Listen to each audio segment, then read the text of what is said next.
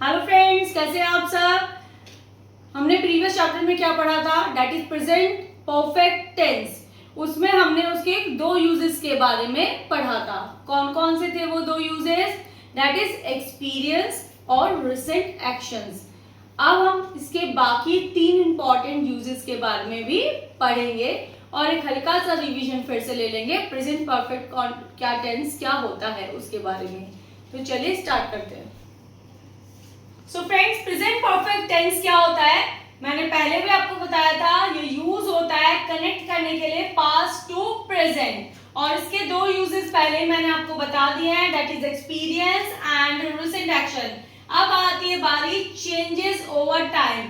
Time में मतलब एक लॉन्ग पीरियड ऑफ टाइम में आप में क्या क्या चेंजेस आया, जैसे कि आप एक बहुत अच्छा खाना बनाना सीख चुके हो, या फिर आप बहुत अच्छा थाई फूड बनाना सीख चुके हो, आप इंग्लिश आपकी बहुत ज्यादा इंप्रूव हो गई है, आप फ्रेंच लैंग्वेज बहुत अच्छा सीख चुके हो, आप गाड़ी चलाना बहुत अच्छा सीख चुके हो। तो इस पूरे टाइम पीरियड में आप में क्या क्या चेंजेस आए वो भी प्रेजेंट परफेक्ट टेंस में यूज होते हैं। जैसे कि आपको अब मैं एग्जांपल देके बता देती हूँ। देखिए, इसका मतलब पहले क्या होता है, to highlight developments and changes. ये हाईलाइट करता है डेवलपमेंट्स और चेंजेस को।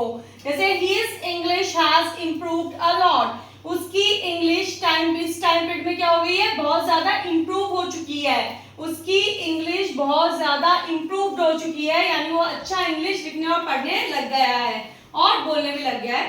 That's all. नेक्स्ट क्या होता है, ऑन गोइंग एक्शंस, जो चल रहे हैं, for something that started in the past and continues in the present, जो past में शुरू होकर present तक चल रहे थे। just like they have lived here for 5 years, वो यहाँ 5 साल रह चुके हैं, यहाँ उन्होंने 5 साल गुजारे हैं। तो ये हो जाएगा आपका ongoing action का एग्जाम्पल। नेक्स्ट आता है आपके पास इनकम्प्लीट टाइम पीरियड्स, जो टाइम पीरियड अभी क्या है, इनकम्प्लीट शो करता है। जैसे like when the time period mention has not finish yet, जो टाइम पीरियड मेंशन किया गया है वो अभी तक फिनिश नहीं हुआ है। जैसे like I have worked hard this week, इस वीक मैंने बहुत ज्यादा वर्क हार्ड किया है। ठीक है, अभी और भी इसके यूजेस होते हैं, बट मेनली यही 5 यूजेस इसके होते हैं। अब हम इसके नेक्स्ट वीडियो में जो इनका सेंटेंस स्ट्रक्चर है उसके बारे में भी पढ़ेंगे। सो फ्रेंड्स, आई होप कि आज आपको जितना भी मैंने समझाया है वो आपको परफेक्टली समझ में आ गया है। तो ये जो इसके 5 यूजेस है, इससे आप इजीली क्या है, प्रेजेंट कॉन्टिन्यूअस टेंस जो है वो आपने जितने अच्छे से सीख लिया था उतनी अच्छे से प्रेजेंट परफेक्ट टेंस भी सीख जाओगे। मुझे बहुत सारे लोगों के कॉल्स भी आते हैं कि उन्हें ये चीज बहुत अच्छे से समझ में आ गई है। मेरे खुद के स्टूडेंट्स को भी ये बहुत इजी वे में समझ में आ जाता है, जो मुझसे ऑफलाइन क्लासेस लेते हैं उनको।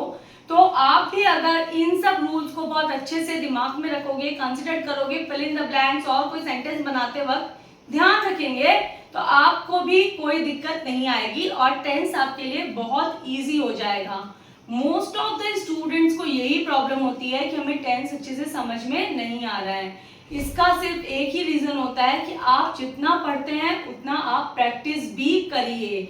जितना ज्यादा आप प्रैक्टिस करेंगे, जितना ज्यादा आप कम्युनिकेशन में भी नहीं यूज करेंगे, आपका टेंस उतने ही परफेक्ट होते जाएंगे।